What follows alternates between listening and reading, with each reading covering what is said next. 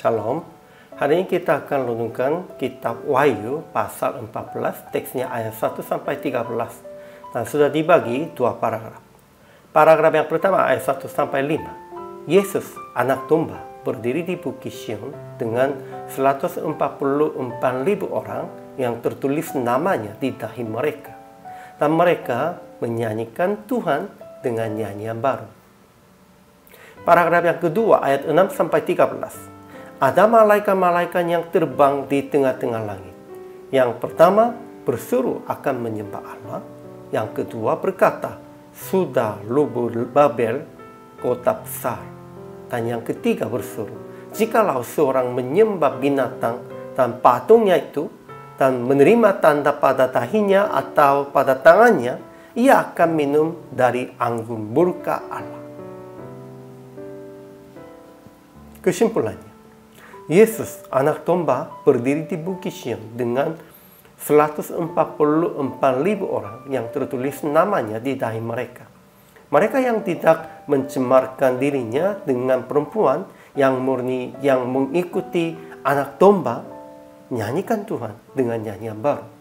Kemudian, Yohanes melihat malaikat-malaikat yang terbang di tengah-tengah langit. Yang pertama berseru akan menyembah Allah.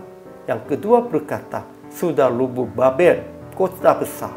Dan yang ketiga berseru, jikalau seorang menyembah binatang dan patungnya itu, dan menerima tanda pada dahinya atau pada tangannya, ia akan minum dari anggur murka Allah. Selanjutnya, suara dari surga berkata, berbahagialah orang-orang mati yang mati dalam Tuhan sejak sekarang ini.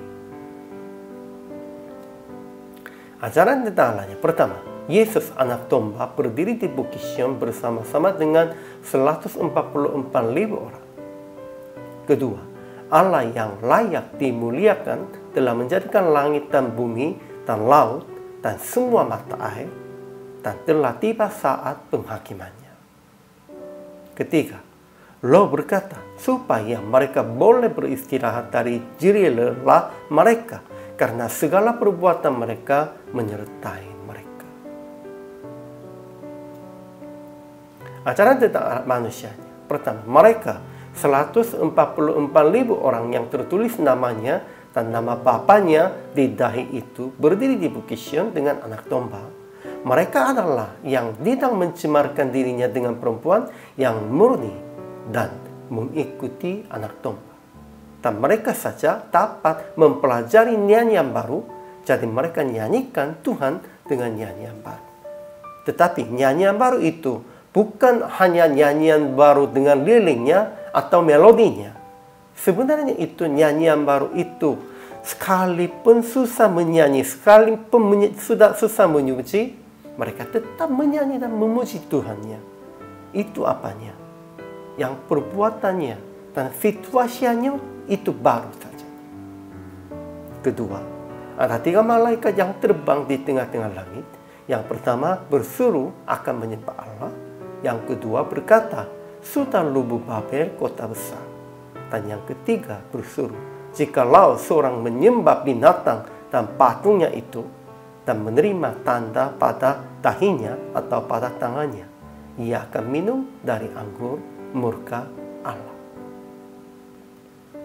Ketiga, pada saat itu orang-orang kudus yang menuruti perintah Allah dan iman kepada Yesus harus melihatkan ketekunan dalam kesusahan. Orang-orang yang mati dalam Tuhan akan berbahagia sebab mereka boleh beristirahat dari jerih lemah mereka.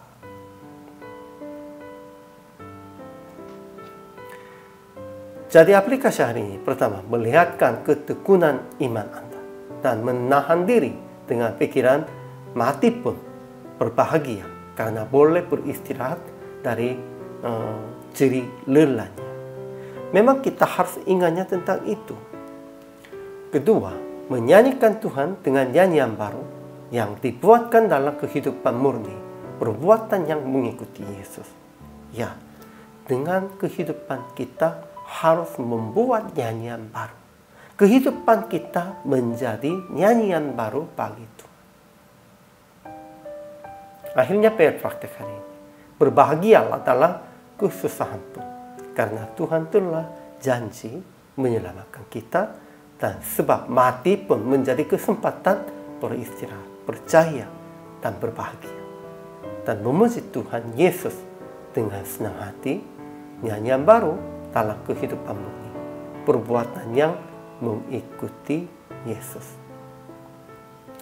Inilah kewajiban dan inilah kehidupan bagi semua orang percaya dan hamba Tuhan. Hari ini juga selama melayani, Tuhan Yesus memberkati.